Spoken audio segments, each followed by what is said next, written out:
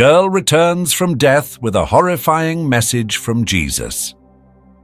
The room was quiet, save for the muffled hum of medical machines that had just been silenced. The fluorescent lights above cast a cold, sterile glow on the scene below. A teenage girl, Emily Carter, lying motionless on the hospital bed. Her pale face was framed by tangled, sweat-soaked hair, and the faint rise and fall of her chest had stopped entirely. Doctors stood frozen, exchanging grim looks. Her parents, Sarah and Tom, sat huddled in the corner of the room, holding each other as tears streaked their faces. Time of death, 3:42 p.m., a doctor finally said, breaking the unbearable silence. Sarah let out a strangled cry, collapsing into her husband's arms. Tom tried to hold her together, but his own shoulders shook as he wept. Emily had been the light of their lives, their only child. The heartache in that room was suffocating. The nurse stepped forward to gently guide Sarah and Tom out. But just as they neared the door, an ear-piercing alarm blared through the room. It was the heart monitor. Every head whipped around, and for a brief moment, no one moved. Then chaos erupted. "Get the crash cart!" shouted one of the doctors. Everyone rushed back to Emily's bedside. Her body convulsed slightly, and her eyes flew open. But something was wrong, terribly wrong. Her wide, unblinking eyes darted around the room, her chest heaving as if she were gasping for air that wouldn't come. "Emily?" Sarah whispered, her voice trembling as she stepped toward her daughter. Emily didn't answer. She was staring at the ceiling, her lips slightly parted. Then, in a raspy voice that didn't sound like her own, she whispered, "I saw him." The room froze. The medical staff exchanged wary glances. Was this a side effect of oxygen deprivation? Some kind of hallucination? Sarah clutched her daughter's hand. "Sweetheart, you're okay now. You're here with us. What do you mean? Who did you see?" Emily finally turned her head to face her mother. Her lips quivered, her eyes filling with tears. "Jesus," she whispered, the word barely audible. "I saw Jesus, and he spoke to me." Her parents exchanged confused, fearful glances. Tom stammered, "Honey, you've been through a lot. Maybe you just—" Emily shook her head violently, cutting him off. "No, it was real. He showed me things I can't unsee." Her voice broke, and she dissolved into sobs. The days that followed were a blur. Emily's parents were grateful she was alive, but they couldn't shake the uneasy feeling that something had fundamentally changed about their daughter. She was withdrawn, barely speaking unless prompted. She avoided her phone, her friends, even her favorite books and TV shows. She spent hours staring out the window or scribbling in a notebook, filling page after page with frantic, chaotic drawings and notes. Her mother found her one evening hunched over her desk, furiously sketching. "Emily," she said softly, stepping into the room. Emily didn't respond. Sarah moved closer, peering over her shoulder. Her heart skipped a beat when she saw the paper. Emily had drawn a figure surrounded by light, his arms outstretched, with fiery clouds swirling behind him. Beneath the image, she'd scrawled the words, "He's coming." "Emily, what is this?" Sarah asked, her voice trembling. Emily finally turned to face her. Her eyes, once warm and lively, now seemed distant, almost haunted. "It's what he showed me," she said flatly. "It's what's coming if we don't listen." "What are you talking about? Who's coming?" Emily stared at her mother for a long moment before finally whispering, "Elon Musk." Sarah blinked, certain she'd misheard. "Elon Musk, the billionaire?" "Emily, that doesn't make any sense. Why would you—" Emily cut her off, her voice rising. "He's the one. Jesus said he's the one who will change everything. He showed me the future, what Elon Musk is going to do to the world, and it's terrifying." When Emily finally told her parents the full story of what had happened during those 6 minutes she was gone, They listened in stunned silence. "I don't remember dying," she began, her voice trembling.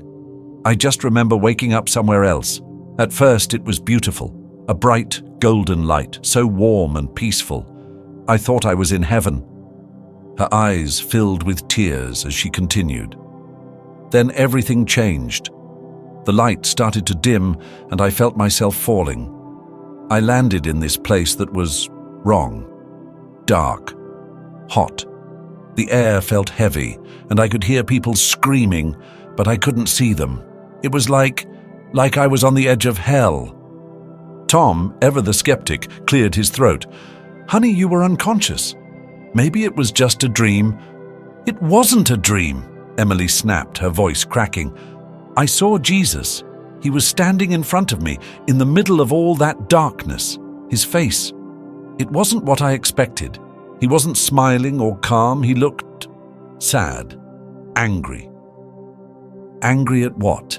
Sarah whispered. Emily took a shaky breath. "At us. At humanity. He told me we're destroying everything he made. He said our obsession with power and technology is leading us into ruin. And then he showed me what's coming." She paused, her face paling as she relived the vision. "I saw machines, millions of them everywhere. People weren't talking to each other anymore. They were connected to something. I don't know how to describe it. Like a network, but alive. And at the center of it all was Elon Musk. He was controlling it, guiding it. People worshipped him like he was some kind of savior." Her voice dropped to a whisper. "But Jesus told me he's not. He's the one who will lead us to destruction." The room fell silent. Sarah and Tom exchanged uneasy glances, unsure of what to say. Emily's story was too bizarre, too chilling to process. "I don't expect you to believe me," Emily said, her voice trembling. "But Jesus told me I have to warn people. He said it's not too late to change the future, but we have to stop following Musk before it's too late." Tears streamed down her face as she whispered, "He's not who we think he is. And if we don't listen, we're all doomed." Emily's words hung in the air, heavy and disorienting. Her parents sat silently, staring at her as if they didn't recognize her anymore. The room felt colder, quieter, and more oppressive than it had any right to be. Tom finally broke the silence, his voice measured but shaking slightly. "Emily, do you know how strange this sounds? Elon Musk. He's an inventor, a businessman. What could he possibly have to do with—" He trailed off, unsure how to even finish the sentence. Emily's gaze didn't falter. "That's what everyone thinks. That's why it's so dangerous. Jesus told me that people see him as a genius, someone who's changing the world for the better. But it's all a lie. He's not saving us. He's leading us to something terrible." Her hands trembled as she spoke, clutching the blanket on her lap, like it was the only thing grounding her. Tom rubbed his temples, frustration breaking through his concern. "Emily, he's just a man. He makes cars, rockets, and talks about going to Mars. That doesn't make him some villain." Emily leaned forward, her voice urgent and low. "It's not what he's doing now, Dad. It's what he's going to do. Jesus showed me. I saw machines, huge, sprawling networks of machines connected to everything. They weren't just tools. They were alive, thinking, controlling people. It all started with him, with his ideas, his technology. It's like he's building something bigger than even he realizes, and it's going to destroy us." Her mother, Sarah, reached out to touch Emily's arm gently. "Sweetheart, you've been through so much. Maybe your mind is trying to make sense of everything you went through, and this is just your imagination filling in the blanks." Emily's eyes flashed with frustration. "It wasn't my imagination. Mom, you have to listen to me. Jesus didn't just show me the machines, he showed me Elon Musk standing at the center of it all, pulling the strings. Everyone trusted him. Everyone thought he was a hero, but he said that Musk's vision of the future is a trap. It's going to enslave us. Her voice cracked as tears welled in her eyes. He called Musk the false prophet of progress. That's what Jesus said. The false prophet of progress. He said that Musk is using technology to pull us further away from what makes us human. And when we realize it, it'll be too late. Tom folded his arms, trying to keep his voice steady. So what? Jesus wants you to tell the world that Elon Musk is evil? How do you expect anyone to believe this? Emily looked down, her voice softer but no less firm. I don't care if they believe me or not. Jesus told me to warn people, so that's what I'm going to do. The days after Emily's revelation were tense and strange. She barely ate, barely slept. Her parents could hear her pacing in her room late at night, muttering to herself or scribbling furiously in her notebook. One evening, Sarah peeked into her room and found the walls plastered with drawings and notes. Pages of sketches depicted towering machines, wires wrapping around the earth like vines, and shadowy figures with glowing eyes. At the center of many of these images was the unmistakable face of Elon Musk, eerily serene. But the most unsettling part was the repeated phrase scrawled across almost every page: the net that binds them. When Sarah asked about it, Emily's explanation was chilling. Jesus showed me what it means.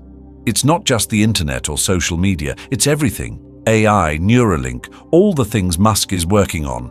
It's a net, and we're already caught in it. We think it's helping us, but it's really trapping us. And once it's fully built, there won't be any way out.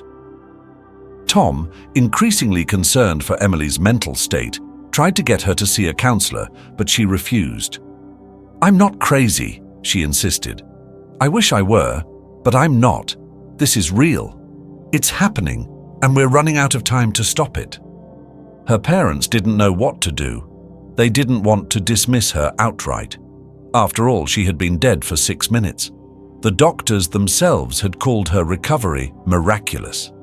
But this obsession with Elon Musk, with some apocalyptic vision of the future, was impossible for them to reconcile with the Emily they used to know. Despite their doubts, Emily remained steadfast in her mission. She started sharing her story online, recording videos late at night where she spoke directly into the camera, her eyes wide and intense. In one video, she said, I know people are going to think I'm crazy, but I saw what I saw. Jesus warned me about Elon Musk and the things he's building.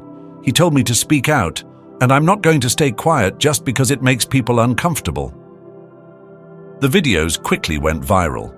Some people dismissed her as delusional or an attention seeker, but others were captivated by her conviction. Comments poured in, some mocking, others eerily supportive.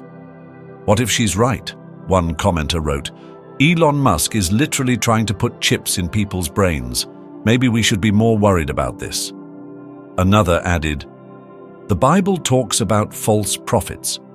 Who's to say it couldn't be someone like Musk? As Emily's warnings spread, the backlash began. News outlets picked up her story, and debates raged online. Skeptics labeled her a conspiracy theorist, while religious groups rallied behind her, calling her a modern-day prophet. Meanwhile, Emily stayed focused, sharing more details of her vision. Jesus showed me the machines taking over, she said in another video, her voice trembling. They'll start small, helping us with our daily lives, but then they'll start making decisions for us, controlling us, and we'll let it happen because we'll think it's making our lives better. But it's not. It's replacing us. She paused, staring into the camera. And Elon Musk will be the one to lead us down that path. He's already building it. Neuralink, Tesla, SpaceX. It's all connected. He wants us to trust him, but Jesus said we can't. We have to stop him before it's too late. Emily's warnings were terrifying, but they left one pressing question.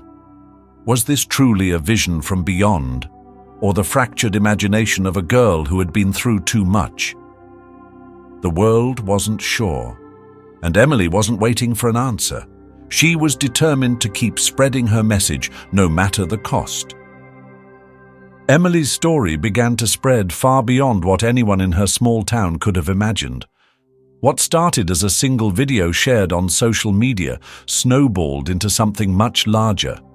Within weeks, her posts were being shared by millions of people around the world. Some were mocking her, calling her delusional or a product of religious hysteria, but others were starting to take her words seriously.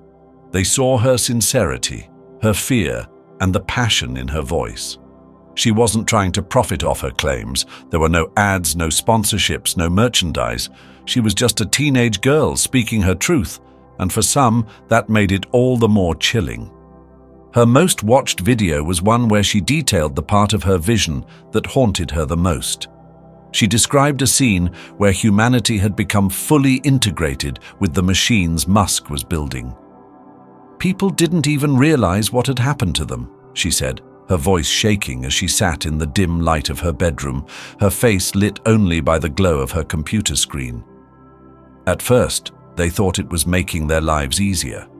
They didn't have to think about their jobs or their problems. The machines did everything for them, but they weren't free. They were slaves to the system Musk had created.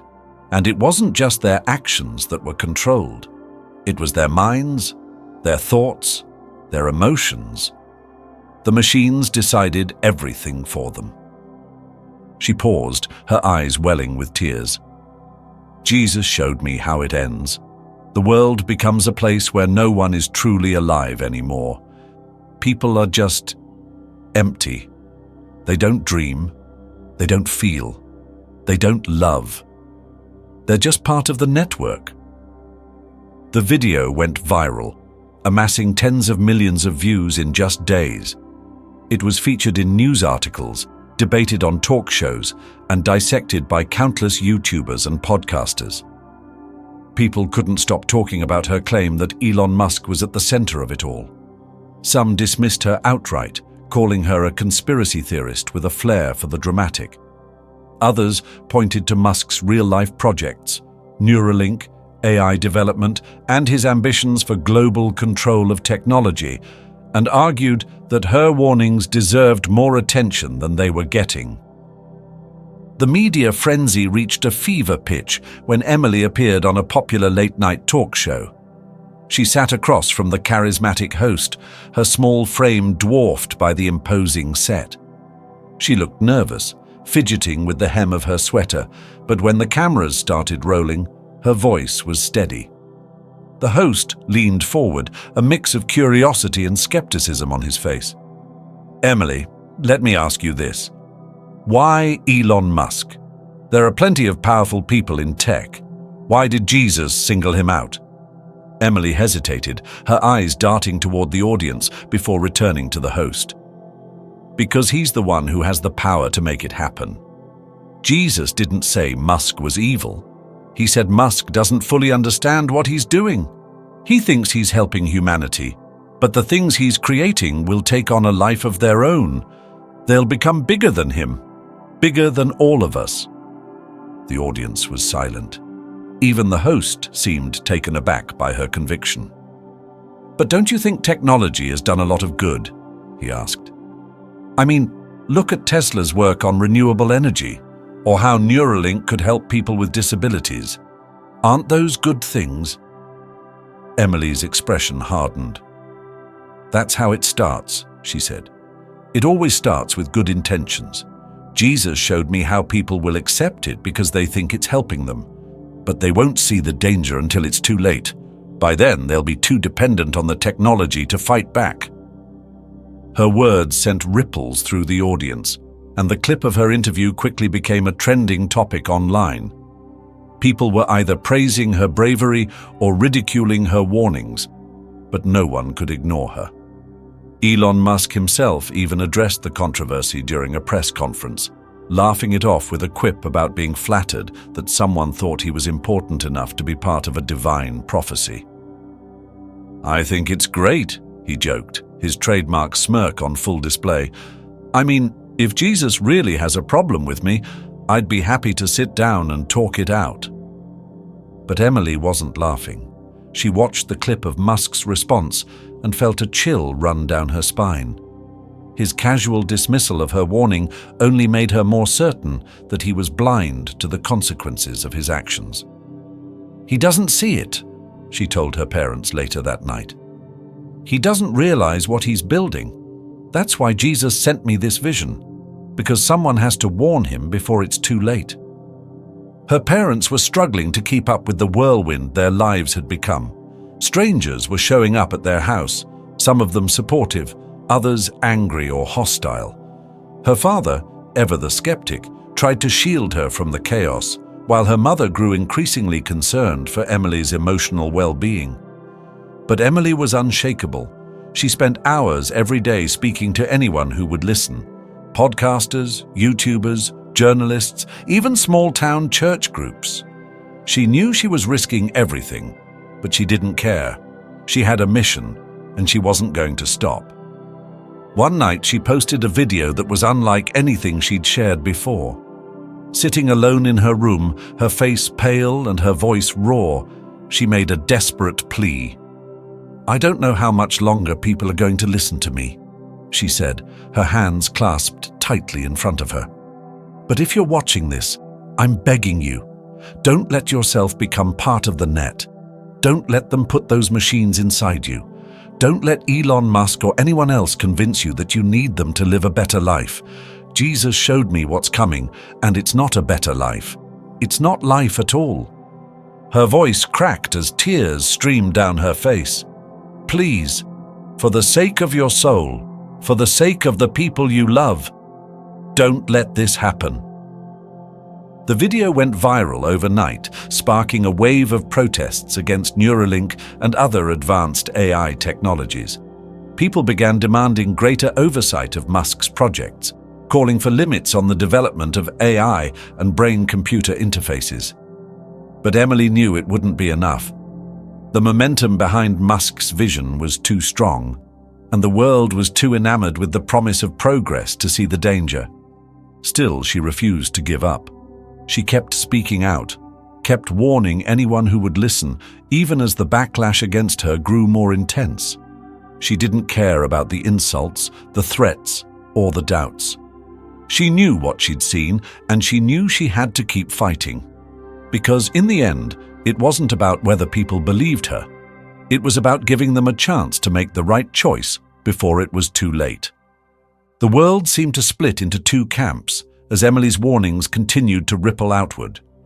On one side were the skeptics, scientists, journalists, and tech enthusiasts who dismissed her as a traumatized teenager grasping for attention. They dissected her videos, scrutinized her claims, and declared her a product of modern conspiracy culture.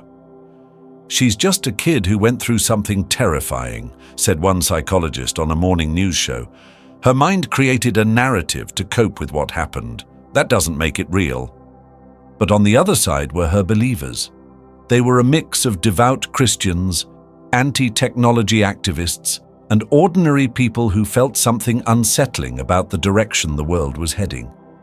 They saw the rapid development of AI, the push for Neuralink, and Musk's ambitions for space colonization as more than progress.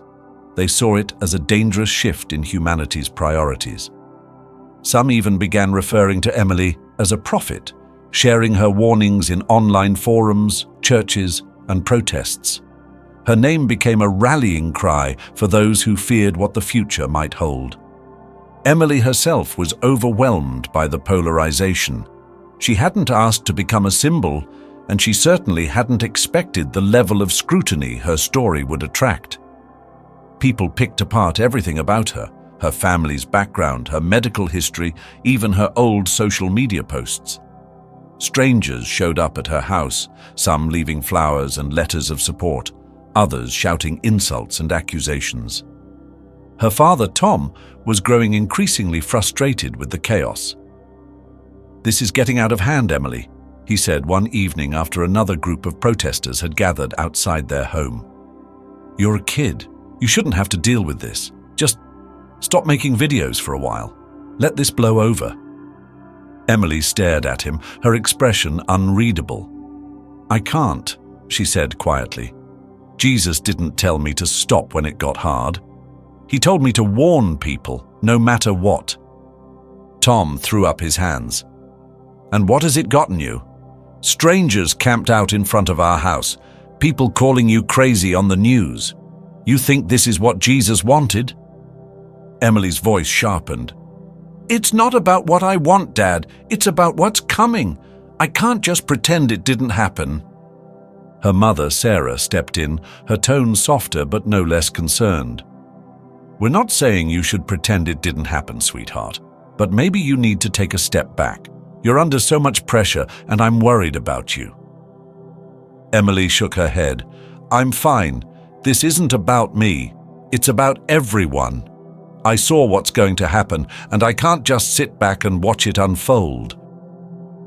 Despite her parents' concerns, Emily pressed on. Her videos became more detailed, more urgent. She started sharing specific moments from her vision that she hadn't revealed before. In one particularly haunting video, she described a scene where entire cities were controlled by the machines Musk had created. "There were no lights, no noise," she said, her voice trembling. "People walked through the streets, but they weren't alive anymore. They didn't talk or laugh or cry, they just existed, and the machines monitored everything they did." The video sent shockwaves through her audience. Some dismissed it as pure fiction, but others found it disturbingly plausible. After all, Musk himself had spoken openly about his concerns regarding AI. In interviews, he'd warned that artificial intelligence could become humanity's greatest existential threat. Yet, at the same time, he was leading the charge in developing it. This paradox became a focal point in the debates surrounding Emily's warnings. Was Musk a visionary who understood the risks and was working to mitigate them? Or was he unwittingly creating the very future Emily had described? The question dominated news cycles, talk shows, and online forums, sparking arguments that seemed to have no clear resolution. Meanwhile, Emily found herself grappling with the weight of her growing influence. She started receiving letters from people who had abandoned their jobs in tech, sold their devices, or moved to remote areas to escape what they saw as an inevitable dystopia. Some thanked her for opening their eyes, others begged for more guidance. "What should we do, Emily?" one letter read. "How can we stop this from happening?" Emily didn't have an answer. She spent hours pacing her room, staring at the drawings and notes that covered her walls. She knew what she'd seen, but she didn't know how to stop it. All she could do was repeat what Jesus had told her: turn away from the false prophet of progress. But even as she tried to stay focused on her mission, the backlash against her continued to grow. Tech leaders dismissed her as a misguided teenager, while Musk himself addressed her claims during a high-profile conference. Standing on a sleek stage in front of a massive audience, he smirked as he addressed the rumors. "I think it's fascinating," he said, his tone light but condescending. "This idea that I'm some kind of villain in a divine prophecy. I mean, I've been called a lot of things, but false prophet of progress is a new one." The audience chuckled, but Emily wasn't laughing. She watched the clip from her laptop, her jaw tightening as Musk continued. "I get it. People are scared of change, but progress isn't something we should fear. It's something we should embrace. And I'm not trying to enslave humanity, for the record. I'm trying to save it." His words sent chills down her spine. They were almost identical to what Jesus had shown her, the way Musk would convince people to trust him, to believe he was their savior. She turned off the video, her hands trembling. "He doesn't even see it," she muttered to herself. "He doesn't realize what he's doing." But not everyone dismissed her warnings. In small pockets of the world, people began organizing movements against the rapid development of AI and brain-computer interfaces. Protests erupted outside Tesla factories and Neuralink offices, with signs reading "Stop the Net" and "Humanity over Machines." Religious leaders began referencing Emily's story in their sermons, warning their congregations to be wary of technological advancements that promised too much. Still, for every person who believed her, there were 10 more who mocked her. Online trolls flooded her videos with hateful comments, and some even sent her threats. Emily tried to ignore them, but it was hard not to feel the weight of the world pressing down on her. She was just one girl, after all. How could she possibly stop something as massive as this? Late one night, as she sat alone in her room, staring at her laptop, she whispered a prayer. "Jesus, I don't know if I'm strong enough for this. I'm trying, but it feels like no one's listening. Please, show me what to do." For a moment, the room was silent. Then a breeze seemed to pass through, rustling the pages on her desk. She looked down and saw one of her drawings, a sketch of a massive network of wires encircling the globe. In the center was a figure of light, its hands raised in defiance. Emily stared at it, her heart pounding. She didn't have all the answers, but she knew one thing for certain. She couldn't give up. The world needed to hear her warning, even if they weren't ready to believe it yet. Because deep down, she knew that everything Jesus had shown her was already beginning to unfold. And if she didn't keep fighting, the future she'd seen would become inevitable. The weight of everything Emily had experienced began to take its toll. She had become a lightning rod for controversy, her every word dissected, her every move scrutinized. News outlets reported endlessly on the prophet girl who claimed to have seen the future. Some labeled her a fraud, others a visionary, and still others as a victim of trauma. But none of it stopped her. She kept speaking, kept warning, kept fighting to get her message out. Emily had no illusions about how difficult this would be. She knew that most people wouldn't believe her, that they would laugh, mock, and dismiss her.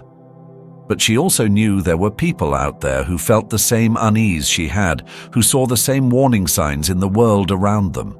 Those were the people she was trying to reach, the ones who might listen, who might take action before it was too late. One night, as she sat at her desk, staring at the growing collection of letters and messages from strangers, she decided to record what she thought might be her final video.